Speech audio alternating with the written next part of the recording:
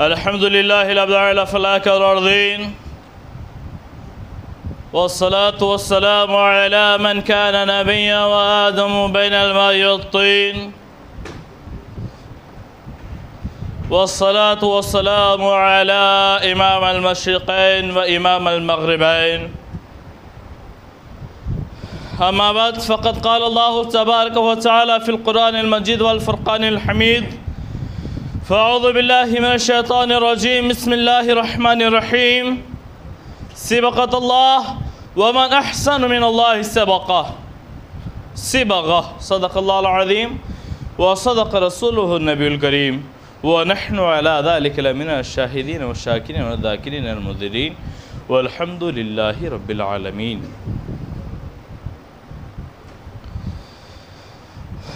मुहतरम सामईन इकराम, हाज़रीन मजलिस, आप तमाम को इस बात का इल्म है कि आज कौन सा दिन है।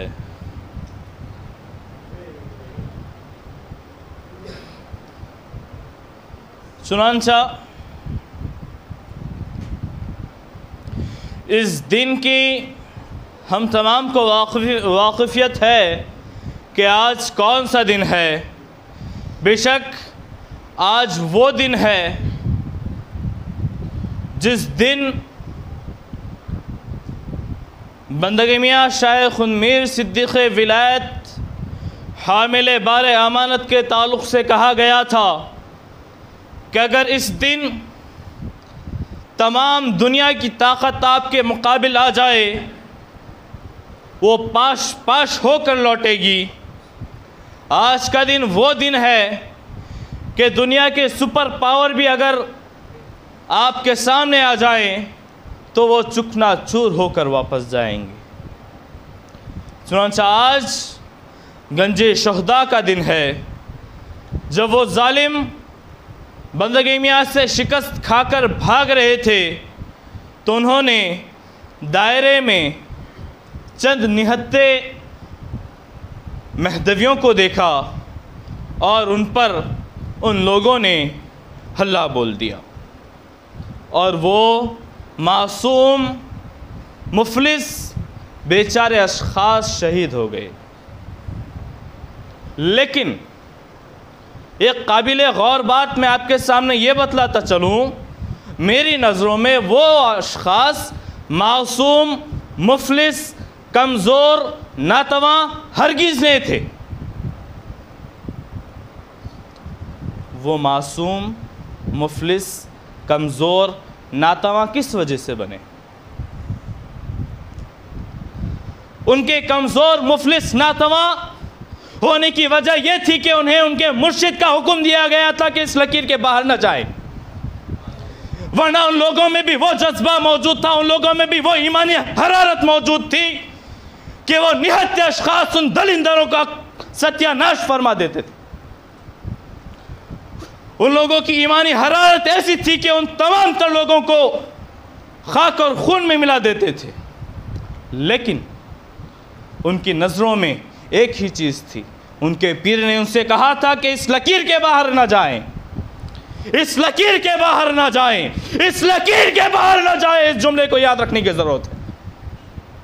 हमें बतलाया गया है कि महदवियत की लकीर के बाहर ना जाएं, लेकिन हम जा रहे हैं, हम जा रहे हैं। क्या हमारे असलाफ यही थे? क्या यह हमारे आबा व अजदाद यही थे? हमने अपने आबा व अजदाद से बगावत की है, हमने हमारे आबा व अजदाद को भुला बैठे हैं, हमारे आबा व अजदाद की खिलाफ वर्जी हमने की है। हमारे आबा व अजदाद का हुक्म सर आँखों पर तस्लीम करते हुए वो लोग शहीद हो गए थे, अपनी जानों को कुर्बान कर चुके थे। लेकिन कुछ मफाद के खातिर, कुछ नफ़ा के खातिर, दुनियावी फ़ायदे के खातिर लोग अपने ईमान का सौदा कर रहे हैं और उन्हें अपने पीर के हुक्म का कुछ पास लिहाज नहीं है। आज खराबी इसी वजह से अपने पीर के हुक्म की नाफरमानी की जा रही है। बल्कि मैं यूं कहूं, अगर नाफरमानी की जा रही है तो उसकी वजह यह है कि अपने पीर को फरामोश कर बैठे, ये अपने पीर के मर्तबे को भूल बैठे हैं। पीर किस चीज़ को कहा जाता है? पीर किसे कहते हैं? पीर साहिब हाल और साहिब काल को पीर कहते हैं। साहिब हाल और साहिब काल आपको कैसे बतलाऊं? मौलवी हरगिज नशुद मौलाए रूम ता गुलामे शम्स तबरेज़ी नबूद। मौलवी हरगिज मौलाए रूम न बना जब तक के गुलाम शम्स तबरेज़ी न हुआ। ये शेर मौलाए रूम का है। मौलाना रूम फरमाते हैं, मौलवी मौलाए रूम उस वक्त तक नहीं बना जब तक कि गुलाम शम्स तबरेज़ी ना हुआ। एक मर्तबा अपने पीर के पास आप जाते हैं, शम्स तबरेज़ रहमतुल्लाह अलैह के पास जाते हैं।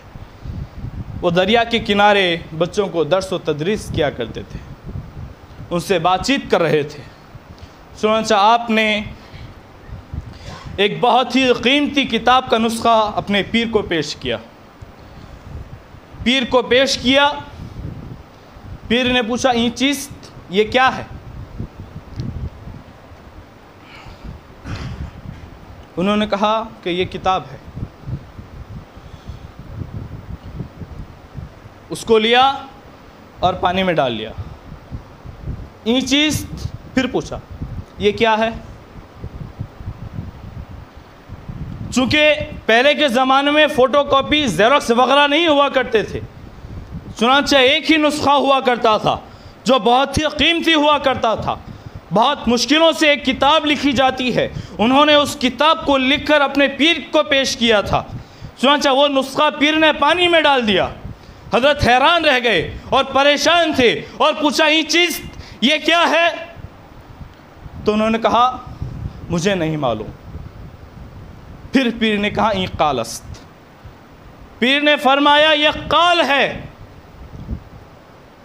फिर हजरत ने पानी में हाथ डाला और उस किताब को निकाला तो उस किताब से धूल टपक रही थी, उस किताब से धूल गिर रही थी। पूछा, ये चीज़? फरमाया, ये हाल है, ये हालस्त। पानी में किताब को डाल दिया गया। उसूल तो यह था कि किताब को भीग जाना चाहिए था, लेकिन जब किताब को बाहर निकाला गया तो किताब सूखी थी, उसके ऊपर से धूल गिर रही थी। यह हाल है।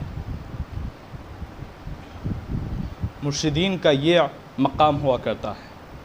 वो साहिब हाल और साहिब काल हुआ करते हैं। आपको मालूम होना चाहिए, आपको जानना चाहिए कि आपका पीर क्या है, आपके पीर का मकाम क्या है, आपके पीर का मर्तबा क्या है। अगर आप अपने पीर के मर्तबे से वाकिफ़ ना हो तो शायद मैं ये समझूंगा कि आप महदवी कहलाने के लायक नहीं हो।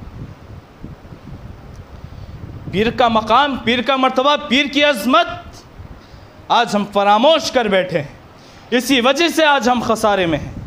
बेशक वो कैसे अशख़ास थे, उनमें ताकत थी, वो अगर चाहते तो घेरा डालकर उन दुश्मनों का सफाया कर सकते थे, उनको खाक और खून में मिला सकते थे, लेकिन उन्होंने अपने पीर के नक्शे कदम पर चलते हुए, अपने पीर के हुक्म की पाबंदी करते हुए उसी जगह पर रहे और बिल्कुल दफाई कार्रवाई नहीं की और उसी जगह पर रहकर शहीद हो गए।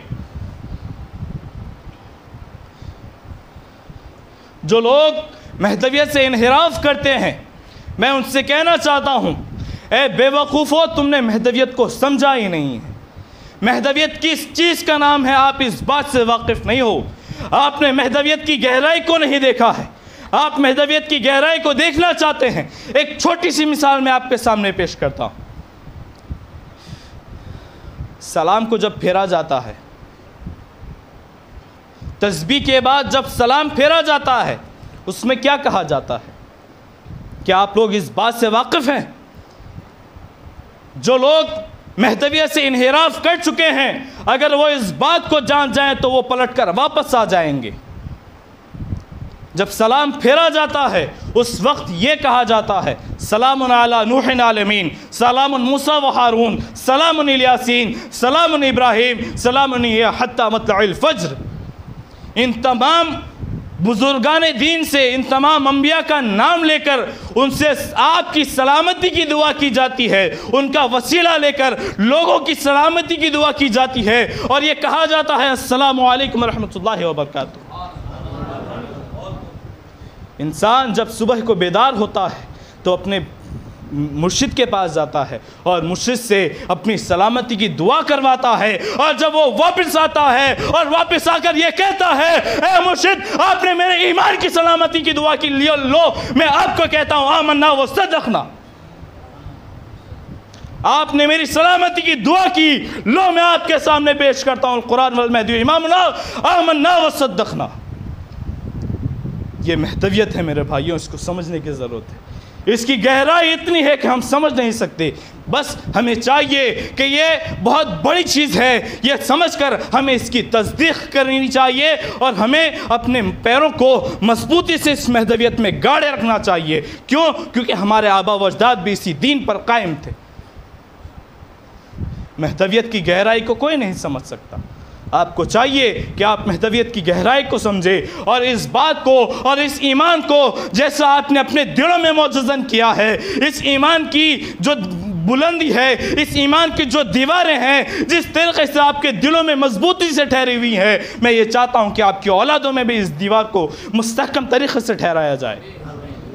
चुनांचे अल्लाह ताला की बारगाह में दुआ है कि अल्लाह ताला हमें गंजे शोदा की तरह बिल्कुल मुकम्मल ईमान अता फरमाए, उनकी तरह अपने मुर्शिद के कौल पर अपनी जान को कुर्बान कर देने की तौफीक अता फरमाए। वाखिर दावाना अनिल हम्दुलिल्लाहि रब्बिल आलमीन।